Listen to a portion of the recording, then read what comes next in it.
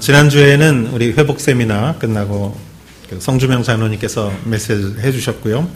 그 전주에 마태복음 말씀을 전하면서 예수님께서는 율법을 폐하러 오신 분이 아니고 율법을 완성하러 오신 분이다라고 우리가 성경 말씀에서 배웠습니다. 그리고 예수님께서 또 놀라운 말씀을 하셨는데, 너희의 의가 바리새인과 서기관보다 낫지 못하면 결단코 천국에 가지 못하리라, 이렇게 예수님께서 말씀해 주셨습니다. 서기관과 바리새인은, 서기관은 이 율법을, 구약 성경을 필사하는 그런 목숨을 걸고 그거를 이렇게 기록하고 지키는 사람이고, 바리새인은 그 율법에 쓰여진 말씀을 정말 그것을 실천하기 위해서 열심히 그것을 실천하는 사람인데, 예수님께서는 서기관과 바리새인보다 너희의 의가 낫지 못하면 천국에 들어가지 못하리라, 이렇게 말씀하신 것은 서기관과 바리새인들의 그러한 그 신앙 생활에 대해서 굉장히 모욕적으로 들릴 수가 있고, 또 어떤 면에서는 산상수를 들으러 이렇게 예수님 앞에 나왔던 그 제자들과 군중들에게 너무나 높은 기준을 이렇게 강조하는 말씀으로 들릴 수도 있습니다. 그러나 우리가 성경을 잘 읽고 묵상하면 예수님의 말씀은 어떤 그러한 겉모습이 아니라, 하나님은 마음의 중심을 보시는 분이시고, 하나님은 그 결과를 보시는 것보다 그 행위의 동기를 보시는 하나님인 것을 우리가 알 수 있습니다. 그래서 동기에서 순수하라, 이것이에요. 서기관과 바리새인보다 너희가 그 행하는 동기에서 먼저 순수하라, 이런 뜻으로 우리가 해석해야 될 거라고 생각합니다. 동기가 순수하다는 것은 마치 이렇게 아주 오래가는 건전지를 낀 것과 같다고 저는 이렇게 생각합니다. 우리가 무슨 결혼을 하든지 일을 하든지 헌신을 하든지 친구를 사귀든지 모든 동기가 우리가 순수할 때 오래갈 수 있는 것이죠. 그리고 그 안에서 그것이 지속되고 열매를 맺을 수가 있는 것이죠. 제가 성공하는 기업의 7가지 특징이라는 책을 본 일이 있는데, 50년 이상, 100년 이상 이렇게 성공해가는 기업들의 그 특징은 어떤 이윤을 추구하는 그러한 단순한 목적 이외에 그거보다 더 숭고한 어떤 종업원들의 행복을 추구한다든지, 지역사회의 발전을 추구한다든지, 인간 삶에 공헌을 한다든지, 이러한 동기로 시작될 때 그 기업이 굉장히 오랫동안 50년, 100년 이상 성장할 수 있고 성공할 수 있다는 그러한 내용을 제가 읽은 일이 있습니다. 저는 3년 동안 이곳에 오기 전에 그 학교에서 근무를 하면서 유치원과 중고등학교, 대학교가 있는 학교의 어떤 경영에 같이 참여하는 기회가 있었는데, 저는 학교에 대한 경영이라는 건 처음이었지만, 사실 이 학교라는 것이 사립학교는 이렇게 학생들의 수업료로 인해서 운영이 되기 때문에 학생들이 많이 와야 되고, 또 수업료를 많이 받아야 되고, 또 이렇게 해야 되는 것이지만, 어떤 그런 경영적인 측면에서도 잘해야 되겠지만, 그렇지만 결국 그 학교가 50년, 100년 정말 좋은 학교로서 사람들에게 신뢰받기 위해서는 역시 학교의 그 동기, 학교를 세운 동기는 건전하고 능력 있는 인재를 양성해서 지역사회에다가 우리가 파송하는 것. 그래서 그로 인하여 그 교육을 받은 본인이 행복을 누리고, 인생의 행복을 누리고 사회에 기여하는 것. 이러한 목적에 부합했을 때 그 학교가 진정으로 이렇게 발전하고 성공하는 것을 느꼈습니다. 교회도 마찬가지라고 생각합니다. 교회도 어떤 면에서 우리의 재정과 성도님의 숫자가 중요할 수도 있습니다. 그러나 교회라는 것은 그 본질적으로 예수 그리스도의 남겨진 사역을 감당하는 곳이고, 예수 그리스도가 전파하고 가르치고 그리고 병자를 치유했듯이 우리는 사회에 공헌을 하는 이러한 일들이 결국은 하나님께 영광이 될 때 교회는 그 세워지는 동기, 순수한 동기를 충족할 수가 있는 것이죠. 그래서 오늘의 말씀도 너희가 살인을 하지 말라, 이 말씀도 우리가 그 어떤 표면을 보는 것이 아니라 예수님은 그 말씀을 가지고 그 말씀을 우리의 마음속에 놓고 그 말씀을 명령한 하나님의 동기에 대해서 우리에게 알려주고 있습니다. 그래서 이 말씀을 우리의 머리에 놓고 해석하는 것이 아니라 우리의 가슴에 놓고 마음에 놓고 해석을 해야 하는 것이죠. 오늘 이 말씀을 통해서 여러분에게 큰 은혜가 있기를 축원합니다. 21절 말씀을 같이 한번 읽어보도록 하겠습니다. 21절 시작.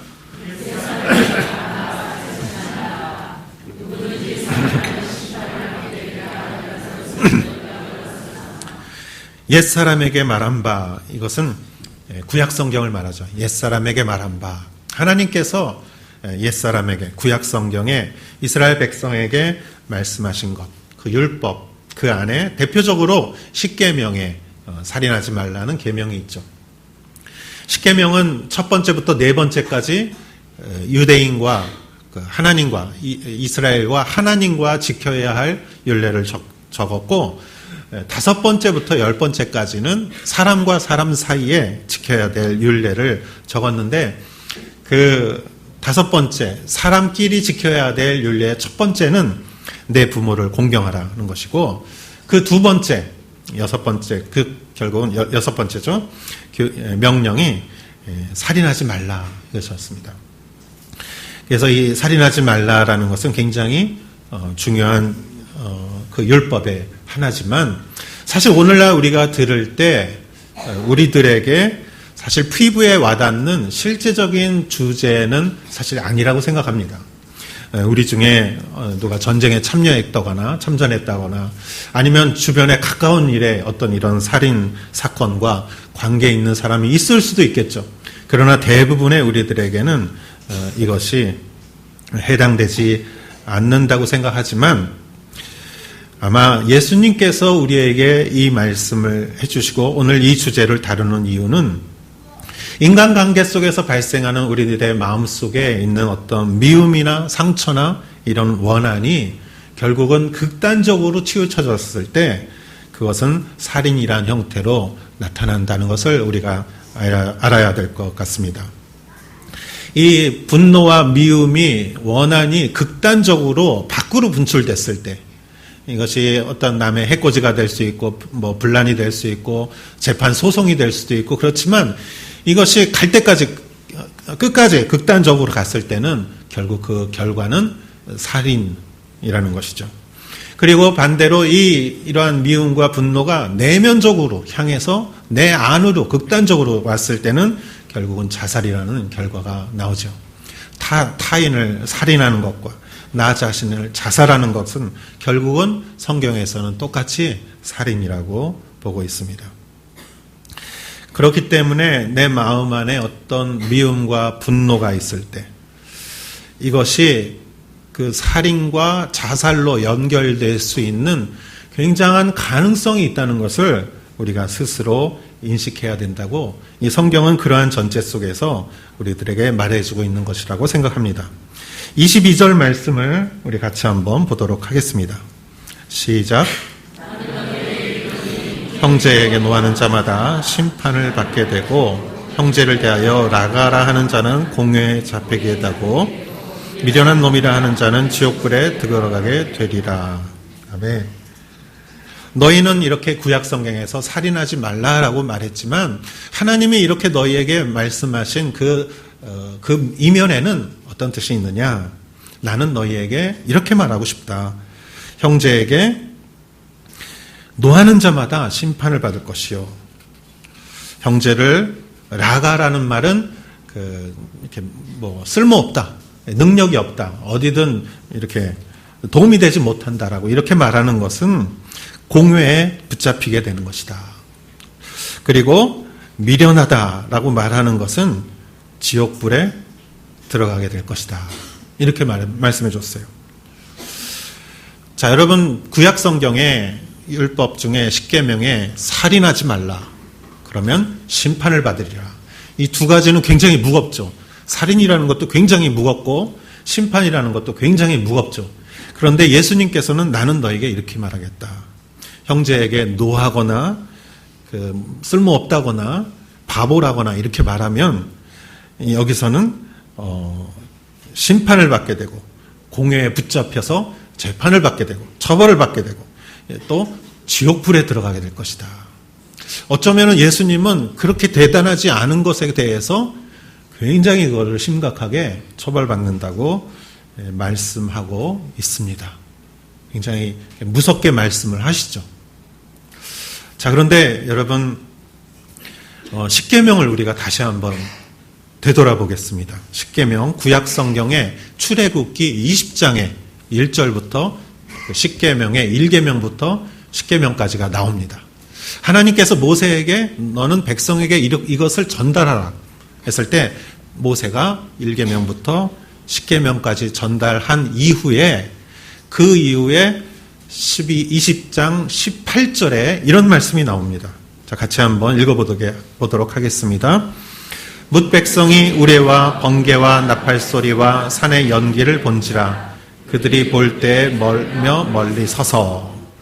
자, 뭇 백성이 이스라엘의 그 200만 이상의 그 백성들이 우레와 번개와 나팔소리와 산의 연기를 봤다 그랬어요. 하나님이 십계를 말씀하신 이후에 그 다음에 그들은 우레와 번개와 나팔소리와 산의 연기를 봤다. 자, 그때 그들이 느꼈던 것은 무엇이죠? 그들이 볼 때 떨며라고 했어요. 떨며. 왜요? 무서웠죠. 무서웠던 거죠. 무서워서 덜덜덜 떨었던 거예요. 하나님 앞에서. 저는 이 성경을 보면서 제가 2009년에 그 하와이 섬에서 예수전도단 DTS 받은 때를 좀 생각을 해냈습니다. 6년 전에 제가 그곳에서 제자훈련을 3개월 이렇게 받았는데, 여러분 그 하와이에 그 호누룰루 말고 하와이 섬이라고 있어요. 거기서 제일 큰 섬인데 그 섬에 세계에서 제일 큰 산이 있습니다. 제일 큰 산이 에베레스트인데 사실은. 그런데 이 바닷속에서 이렇게 시작된 산의 높이로 치면은 하와이 섬에 있는 산이 제일 높대요. 에베레스트보다. 그 화산 이름이 마우나 케어라는 곳입니다. 그곳의 정상에는 세계 각 곳에 천체 망원경이 거기 설치되어 있어요. 일본의 스바루라는 망원경도 거기 설치되어 있어요. 그래서 많은 그 나라의 망원경이 그 산 위에 설치됐는데, 왜냐하면 공기가 좋고 주변에 거의 불빛이 없고 굉장히 높은 곳에 있기 때문에 아주 적합한 곳이기 때문에 그곳에 설치를 했는데, 제가 차를 빌려서 그 위를 올라간 적이 있습니다. 그런데 여러분, 우리가 흔히 보는 구름이 있죠? 구름을 넘어서 구름 위에 또 구름이 있어요. 높은 구름. 그 구름을 넘어서 한 4,000 몇 미터 위에 올라가는 그 과정 가운데 그 산에 이렇게 그 산을 구성하는 그 흙들을 제가 보고 놀랐어요. 왜냐하면 제가 이제까지 태어나서 보지 못한 색깔들의, 그리고 보지 못한 형상들의 흙으로 그 산이 이루어졌는데, 제 생각에 아마 땅속이 있다면 바로 이것이 땅속일 것이다. 그렇겠죠? 화산이 땅속에서 이렇게 분출됐으니까 아마 땅속 깊은 곳에 있는 흙들이 올라왔으니 그것이 얼마나 그 형상이 기괴했겠습니까? 제가 그걸 보면서 내가 꼭 땅속에 있는 것 같더라고요. 아주 땅의 뿌리까지 내려가서 어떤 의미에서는 어떤 지옥에 있는 것 같고, 그래서 그 차를 운전하면서 주변을 보면서 얼마나 무서웠는지 모르겠어요. 오늘 성경에 나오는 이 유대인들이, 그 이스라엘 사람들이 그들이 두려움을 느낀 것은 아마 그거보다 더한 두려움을 느꼈을 거예요. 그래서 그 다음에 18절 뒤에 나오는 19절에 성경에는 이렇게 나와 있습니다. 같이 한번 읽어보도록 하겠습니다. 모세에게 이르되 당신이 우리에게 말씀하소서 우리가 들으리이다. 하나님이 우리에게 말씀하시지 말게 하소서 우리가 죽을까 하나이다. 백성들이 모세에게 이르되 당신이 우리에게 말씀하소서 우리가 들으리이다. 우리가 순종하리이다. 그 사람들은 마음이 아주 납작 엎드려져서 하나님 앞에 우리가 순종하겠나이다. 하나님한테 직접 말씀하게 하지 마시고 당신이 좀 중간에 우리에게 말씀하게 해 주십시오. 왜냐하면 죽을 것 같습니다. 너무나 무섭습니다. 저 우레와 저 번개와 저 소리와 저 산에 나는 저 연기가 너무나 무섭습니다. 하나님은 십계를 주시면서 백성들이 그렇게 무서워 떠는 그 장면이 나옵니다. 이것을 보면은 우리가 인간의 깊은 심정 속에 있는 그런 어떠한 마음을 우리가 이렇게 볼 수 있는 것 같아요. 사람은 무서워야 순종합니다. 사람은. 여러분 20년쯤 전에 고베에서 어떤 소년이 초등학생을 살해한 사건 많은 요즘 젊은 사람들은 잘 모르더라고요. 우리 학생들한테 물어보니까. 그런데 오래되신 분들은 아실 거예요. 고베에서 어떤 소년이 이웃집 그 초등학생을 살해를 했습니다. 그게 너무나 처참한 그런 모습이어서 그때 일본이 발칵 뒤집히면서 그때 제가 그 당시에 기억하기로 TV에서 청소년들과 교사들과 부모들과 사회의 어떤 지도자들이 모여서 왜 젊은 청소년들의 마음이 이렇게 거칠어졌을까? 어떻게 이렇게 잔인하고 잔혹한 일을 할 수 있을까? 토의를 하는 중간에 1시간 정도 지났을까요? 어떤 고등학생 정도 되어 보이는 굉장히 독특한 외모를 가졌던 그런 학생이 이렇게 말했습니다. 저는 왜 사람을 죽이면 안 되는지 잘 모르겠습니다. 그랬을 때 그 토론장이 완전히 아주 발칵 뒤집혀서 모든 사람이 그 학생에게 왜 안 되는지 설명을 했어요. 계속 설명을 했는데 그 방송이 끝나갈 때쯤에 그 학생이 다시 한번 마이크를 잡더니 여러분들이 많은 말씀을 여러분들 들었지만 난 지금도 모르겠습니다. 이렇게 하고 방송이 끝났어요. 근데 그 방송을 보고 저는 그게 아직도 잊혀지지가 않아요. 그 학생이 했던 말이. 그래서 나는 목사로서 혹시 내가 그 학생을 만난다면 내가 그 학생에게 뭐라고 설명을 해야 사람을 죽이는 것이 나쁜 일이고 그것을 하면 안 된다는 것을 가르쳐 줄 수 있을까? 그 방송에서 했던 많은 사람들의 이야기를 생각하며 저도 생각을 해보고 정말 몇 달을 생각을 하고 제 안에서 나온 결론은 무엇이었냐면은 가르칠 수 없다는 것이 결론이었어요. 가르칠 수 없다. 이해해서 설명해서 가르칠 수 없다. 왜냐하면 그것은 그 학생의 안에 두려움이 있어야 그걸 아는 거지. 사람을 죽이는 것은 굉장히 무서운 일이라는 그런 두려움이 어렸을 때부터 아예 이렇게 뭔가를 깨닫고 이해하기 이전에 그 두려움이 그걸 가르쳐 줘야지 그것을 가르쳐 주지 못했으면 어떠한 설명도 그거를 이해시킬 수 없다고 제가 깨달았습니다. 그리고 제가 좋아하는 성경 잠언 1장 7절 말씀을 다시 한번 보게 됐습니다. 여호와를 경외하는 것이 지식의 근본이오늘 미련한 자는 지혜와 훈계를 멸시하느니라. 하나님을 경외하는 것, 존경하지만 두려워하는 것, 그것이 지식의 근본이다. 두려워해야 돼요. 두려움이 있어요. 이스라엘 백성들도 하나님의 십계를 받고 그 앞에서 두려워 떨면서 우리가 순종하겠습니다. 이렇게 했지 않습니까? 그렇기 때문에 그들이 순종할 수 있는 것이죠.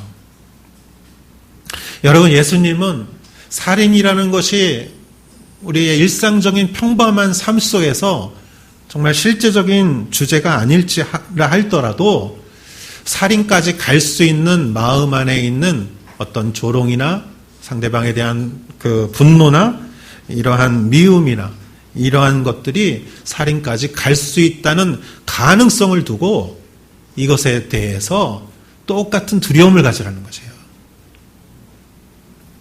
그것이 갖는 엄청난 파괴력, 마음속의 전쟁터에서 그 누구도 어떤 사람도 도덕적으로 굉장히 훌륭하다 하는 사람조차도 그 마음속의 전쟁터에서 그 단초가 되는 그러한 분노나 미움이나 상처나 이런 것들이 결국은 누구나 다 살인까지 갈 수 있는 가능성이 있다. 그래서 조심해야 된다.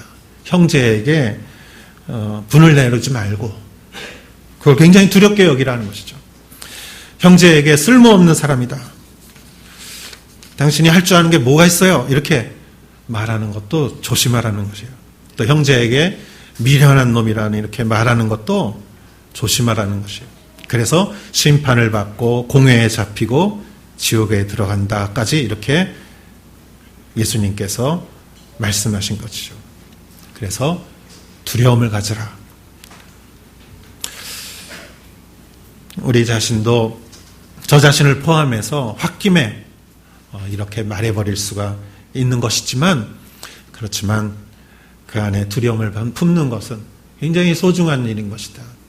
우리를 절제하고 우리를 그 선에서 이렇게 더 악한 길로 가지 않게 작용하는 그러한 지혜로운 두려움이 있다라는 것을 예수님께서 우리에게 알려주셨고 이러한 두려움이 여러분 가운데 있기를 축원합니다. 23절과 24절을 같이 한번 읽어보도록 하겠습니다. 시작. 그러므로 예물을 제단에 드리다가 거기서 내 형제에게 원망 들을 만한 일이 있는 줄 생각나거든 예물을 제단에 두고 먼저 가서 형제와 화목하고 그 후에 와서 예물을 드리라. 아멘. 자, 그러므로 예수님께서는 형제와 예물을 제단에 드리다. 이 시대에 예물을 제단에 드린다는 것은 제사를 드린다는 것이고 오늘날로 하면은 예배를 드리는 것이죠. 그러다가 형제에게 원망 들을 일이 생각이 났거든. 원망 들을 일이 아차 내가 우리 형제하고 우리 친척하고 내 친구하고 내가 이런 심한 말을 했구나. 내가 이런 일을 했었구나 하고 생각이 나면 예물을 두고 가서 화해를 하고 그리고 와서 예물을 드리라. 이렇게 예수님이 말씀하신 것이죠. 그런데 여러분 가만히 생각해 보면 여기서 예물을 먼저 이렇게 드리고 그리고 좋은 마음에 은혜 받고 가서 이렇게 화해하면 더 좋지 않습니까? 여러분 우리가 누구랑 갈등이 있거나 이럴 때도 우리가 그것 때문에 기도 이렇게 열심히 하고 기도하고 그리고 가서 그 은혜 받은 기분에 가서 말하면 더 좋지 않습니까? 근데 예수님은 그렇게 말씀 안 하세요. 예배 드리려고 하다가도 이거를 두고 먼저 그걸 하라는 거죠. 제가 한 가지 일이 한번 생각이 난 적이 있어요. 아주 오래전에 10년 이상 오래전에 제가 알던 어떤 목사님이 계셨어요. 제가 참 존경하고 그 목사님은 참 지혜로운 영적인 분별력이 있는 목사님이셨는데 그 목사님 교회에 어떤 분이 이제 어떤 교육자하고 어떤 성도님하고 이렇게 좀 논쟁이 있다가 그분이 교육자분이 좀 강한 말을 했어요. 그래서 이분이 이제 상처를 받으셨어요. 근데 이 이야기를 그 목사님이 듣고 이 교육자 되시는 분한테 당신이 좀 사과하면 어떻겠느냐 그렇게 말씀하셨어요. 근데 이분을 A라고 하죠. A고 이분은 B라고 하면은 A라는 분이 자기가 생각하기에도 좀 말을 좀 심하게 했던 것 같아요. 그래서 그거를 잘 수긍을 하고 알겠습니다. 제가 그러면 사과를 하겠습니다. 그렇게 했어요. 근데 일주일이 지났는데도 이분이 이렇게 사과를 했다는 얘기를 못 들었어요. 그래서 그 목사님이 다시 이분한테 물어봤어요. A라는 분한테. 왜 아직 안 했냐? 일주일이나 지났는데. 그랬더니 A라는 분이 이제 하는 말이 지금 그거 위해서 기도하고 있습니다. 그때 그 목사님이 하신 말씀이 제가 너무 지금도 잊혀지지가 않아요. 목사님이 뭐라고 하셨는지 죄송합니다. 뭐라고 하셨냐면은 기도를 왜 하세요? 여러분 저는 이 말을 듣는 순간에 그 목사님이 하신 말씀에 그 뜻이 딱 느껴지더라고요. 이분은 정말 굉장히 지혜롭고 분별력 있는 분이구나. 어떻게 잘못 들으면 여러분, 이분 되게 신앙이 없는 분이다, 믿음 없는 분이다 이렇게 생각할 수 있죠. 아니, 기도하고 이렇게 해야 좋은 거지. 그런데 우리 안에 귀도 뒤로 이렇게 숨으려고 하는 인간 안에, 그냥 하면 되는 건데, 사과하면 되는 건데, 말하면 되는 건데, 그걸 주저주저 하면서 기도한다고 이렇게 말할 수가 있는 것이죠. 여러분, 그냥 사과하면 되는 거예요.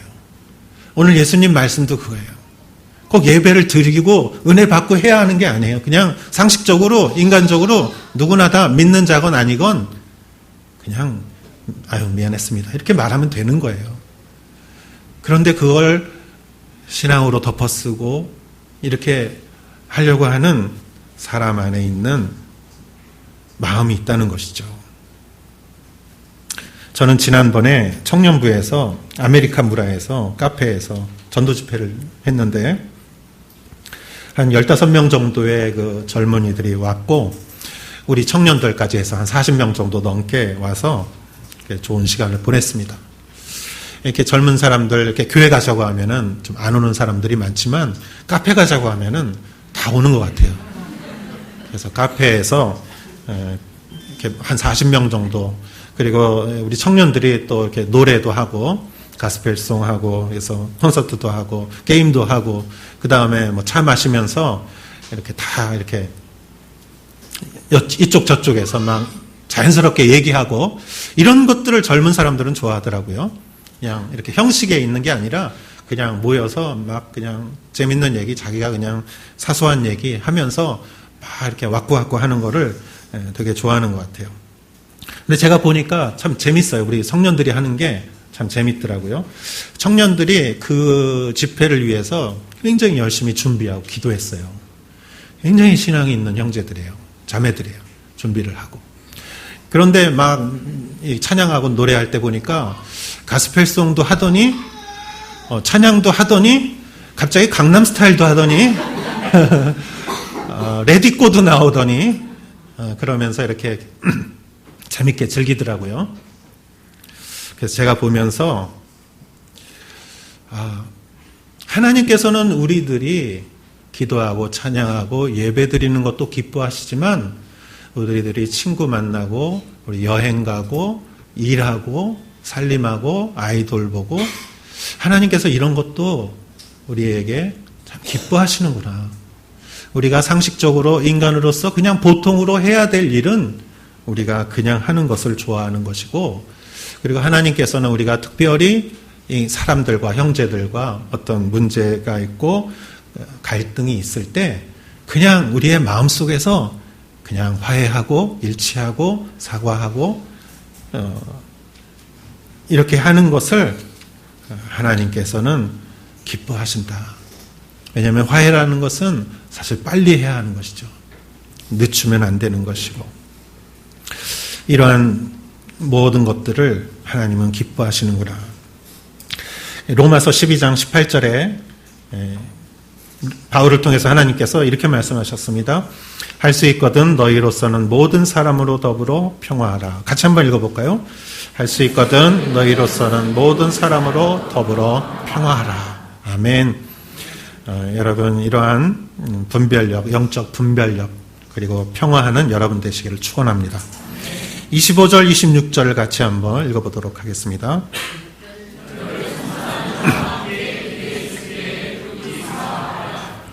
그 송사하는 자가 너를 재판관에 놓여주고 재판이 내주고 목에 거둘까 염려하라.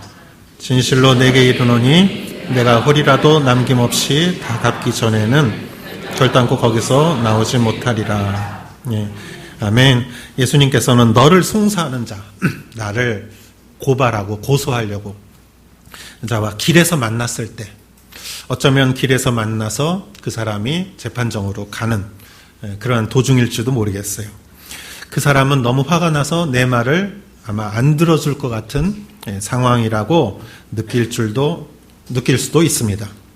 사실 나도 할 말이 있고 나도 억울한 면이 있다고 생각할 수도 있습니다.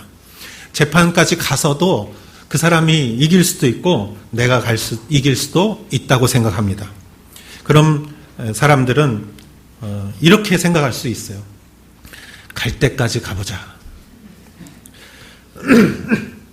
그러나 성경은 급하게 사화하라, 화해하라, 사이를 좋은 사이로 만드는 노력을 해라. 그것이 가능하건 가능하지 않건 그것을 해보라. 여러분, 우리 한국말 중에 너 죽고 나 죽자라는 말이 있어요. 갈 때까지 가보자. 너 죽고 나 죽어보자. 그러다가 조금 이렇게 간사한 사람은 너 죽고 나 살자. 이렇게 생각하는 사람도 있지만, 그러나 하나님이 원하시는 것은 너 살고 나 살자. 그거는 사화하는 것, 화해하는 것, 그 노력을 마지막까지 길에서 만났을지라도 그것을 포기하지 말라라는 것이죠. 결국 여러분, 분열과 싸움이 극단적으로 갈 때까지 가면은 살인이 일어나는 것이죠. 최근에 층간소음으로 인해서 그 문제가 작은 문제는 아니지만 그 문제가 살인까지 가는 일들이 너무나 많이 일어나고 있어요. 왜? 갈 때까지 가기 때문에. 자동차 운전하다가 시비가 붙어서 그러다가 큰 사고가 나는 경우가 있어요. 왜? 너 죽고 나 죽자. 갈 때까지 가보자 하기 때문에. 여러분, 전부 그런 이유는 아니겠지만 부부간에도 갈 때까지 가면 결국 이혼까지 갈 수밖에 없어요. 어느 정도 선에서 우리는 멈출 줄 알아야 돼요. 그런 의미에서 제 실패담을 한 가지 이야기하겠습니다. 한 달쯤 전에 제가 가족을 태우고 차를 운전하면서 제 차는 아직도 시모노세키 넘버가 붙어 있어서 항상 마음속에 시모노세키에서 왔으니까 좀 봐주겠지. 그러한 마음이 좀 있었던 것 같아요. 제가 급하게 차선을 변경을 하려고 이렇게 했더니 뒤에서 오는 차가 양보를 안 해주고 그냥 갑자기 속도를 내서 쓱 지나갔어요. 그래서 거의 접촉사고가 날 뻔했어요. 그래서 그 차에 대해서 제가 화가 나가지고 갑자기 인격이 이렇게 변하더라고요. 그래서 그 차를 쫓아갔어요. 그래서 그 차 운전수를 이렇게 보니까 그 사람도 나만큼 화가 나 있는 것 같아요. 그래서 나는 그냥 앞으로 갔더니 이번엔 그 차가 나를 쫓아와요. 그랬다가 나중에 그 차는 직진하고 저는 좌회전했습니다. 그러면서 제가 내가 참 성품이 많이 변한 줄 알았는데 그 차 운전사가 우리 성도님이 아니어서 다행이다 생각을 했죠. 그렇지만 이것이 사실 제일 처음에 멈췄어야 돼요. 그 차가 이렇게 쌩 지나갔을 때 그냥 그럴 수도 있지 하고 거기서 탁 두려움이 나를 눌렀어야 되는데 우리 안에 그런 화가 계속 이렇게 일어날 때, 여러분, 오늘 성경도 저는 그 일이 있고 나서 그런 어떤 순간적으로 일어나는 그런 화를 달랠 수 있도록 기도를 했습니다. 여러분, 살인이라는 것은 인간관계, 분노가 초래하는 인간관계의 최종 결과는 결국 살인입니다. 그리고 오늘 성경이 말해주는 그 마음을 다스리는 가장 중요한 요소는 두려움이라는 것이에요. 두려움이 우리를 다스릴 수 있는 것이다. 그렇다고 예수님이 우리에게 겁쟁이가 되라고 하시는 말씀은 아니에요. 예수님은 우리의 두려움을 뚫고 나오는 분노의 결과가 나 자신도 가족도 주변도 어렵게 할 수 있고 그것이 결코 하나님께 영광이 되지 않는다는 것을 우리에게 알려주셨을 때 우리가 지혜로운 두려움, 어떤 면에서는 거룩한 두려움을 우리가 가져야 되는 것이 아닌가. 그래서 어느 정도 선을 긋고 그 선 이상을 가지 않는 것이죠. 누군가와 이렇게 논쟁을 한다 할지라도 그 주제와 그 테마에 대해서 거기에 대해서 내 주장을 하는 것이지 거기에 덧붙여서 상대방의 인격이라든가 외모라든가 이런 것에 대해서 말을 하기 시작하면은 걷잡을 수 없는 결과가 나올 수가 있는 것이죠. 우리가 자녀를 타이를 때도 이렇게 좀 해라. 그러면 되는 거지. 내가 너 낳고 미역국을 먹었으니 이렇게까지 말할 필요는 없는 것이죠. 당신 나이가 몇 살이야? 이렇게 말할 필요는 없는 거예요. 왜 나이를 말할 필요가 없는 것이죠. 오늘 성경에서 예수님께서 우리에게 말씀해 주신 것은 두려움입니다. 심판을 받으리라, 공회에 끌려가리라, 그리고 지옥불에 떨어지리라, 그리고 네가 다 갚지 않으면은 마지막까지 갚지 않으면 그냥 거기서 갇혀 있을 것이다. 예수님께서. 저는 이러한 두려움이 여러분 가운데 있기를 축원하고, 또 한 가지는 이 말씀을 하신 예수님 그 본인 자신이 사실은 굉장한 화해자로 살으셨다라는 것을 우리가 기억해야 한다고 생각합니다. 예수님은 상대방과 이렇게 화해하기 위해서 그 상대방이 너무나 어려운 상대였어요. 유대인들은 예수님을 결국은 외면했고, 종교 지도자들은 예수님을 죽이려 했고, 정치 지도자들은 예수님을 그냥 흥미거리로만 생각했고, 로마 지도자들은 예수님을 그냥 이용했고, 제자들은 마지막에 예수님으로부터 다 도망을 갔습니다. 예수님은 화해하고 그러한 중보하는 아주 최악의 상황에서도 예수님은 너무나 외로웠지만, 그러나 예수님은 그 마지막까지 화해하고 덮어 씌우고 일치시키는 이러한 일을 포기하지 않으셨고, 십자가 위에서 그 자신을 제물로 주셨습니다. 예수님 안에 있는 두려움이란, 예수님이 하나님의 뜻을 순종했던 그 두려움이란 아마 한 가지였을 거예요. 사랑하는 우리들이 심판으로 완전히 멸망하는 것에 대한 두려움.